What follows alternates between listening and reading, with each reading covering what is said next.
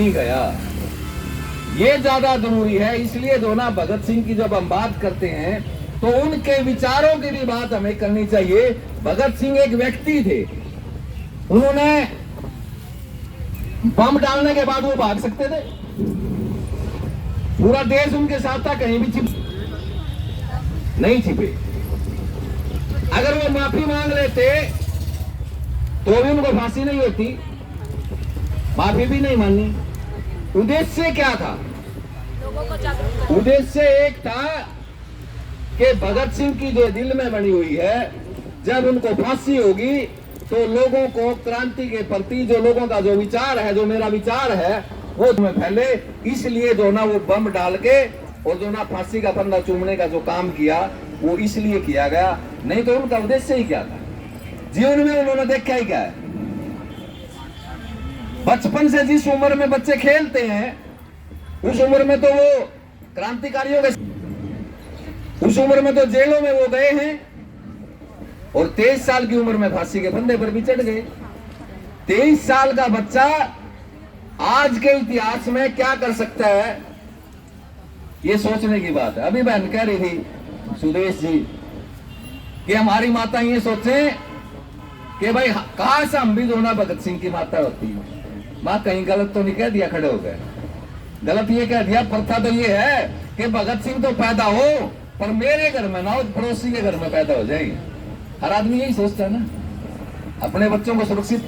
मां तो विशेष तौर से अपने बच्चों को सुरक्षित चाहती है कि हर प्रकार से सुरक्षित रहे।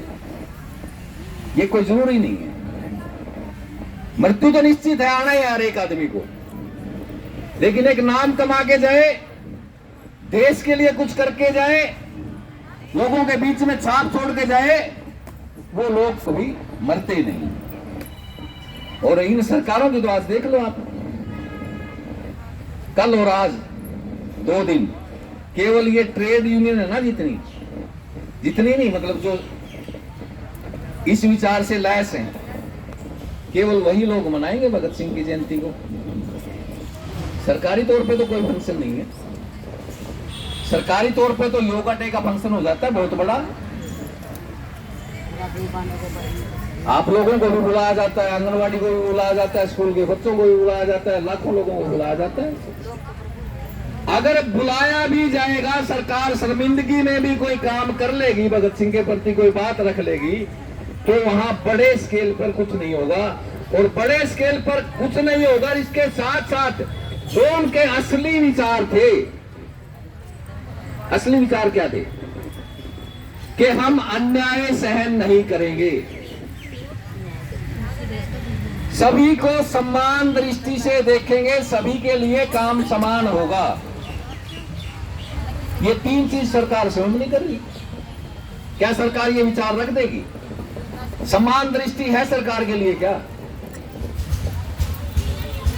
सुप्रीम कोर्ट ने भी कह लिया कि समान काम समान वेतन। ये सुप्रीम कोर्ट तो आज कह रही है ना। भगत सिंह ने बहुत पहले कह दिया था कि हर व्यक्ति को एक समान न्याय मिले। एक समान न्याय का मतलब यही होगा ना, आज हम काम कर रहे हैं तो वेतन भी हमारा समान हो। क्या सरकार इसको लागू कर रही है? कहीं भी लागू नहीं कर रही है। इन सब चीजों को देखते हुए हमने जो अपना क्रांति का जो काम शुरू करना है, क्रांति का काम यूं नहीं है कि आज आपने 50 दिन की 51 दिन की हड़ताल में बैठ के केवल एक चीज सीख ली कि 4000 में दम नहीं, 26,000 से कम नहीं, या मोदी खट रहा है, सीख लिए। ये नहीं, हमारा एक विचार यहां से जाना चाहिए। खत्म होने के बाद भी हम कहीं भी रहे, हमारे संगठन का आंदोलन रहे या ना रहे, हमारा विचार ये रहे कि हम लोगों को जागृत करें कि कहीं भी यदि अन्याय हो रहा हो तो हम वहां उसके साथ खड़े होकर न्याय की मांग करें। ये हमारे दिल में जब होगा तो सही मायने में जो हमारी 50 दिन की जो हड़ताल है ना, 51 दिन की जो आज चल रही है, ये कानून की जो बात अब रख रहे हैं लगातार, एक एक कड़ी में साथी बात रख रहे थे। हमें जब बात नहीं सुनते किसी वक्ता की, अगर इनको हम जोड़ेंगे एक एक बात को कि फला वक्ता ने किस टाइम क्या कहा था, किस टाइम उन्होंने क्या बोला था, क्या सरकार के आज उद्देश्य हैं, क्या सरकार की मंशा है, सरकार के भविष्य की योजनाएं क्या हैं, उन योजनाओं का आम जनता पे क्या प्रभाव पड़ेगा।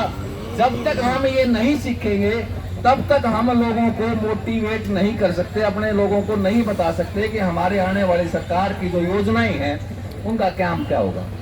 अभी मैं ज्यादा बात नहीं रखूंगा। सरकार की योजनाओं पर जो बात चल रही ना, सरकार एक योजना लेके आई थी, हरियाणा रोजगार कौशल निगम।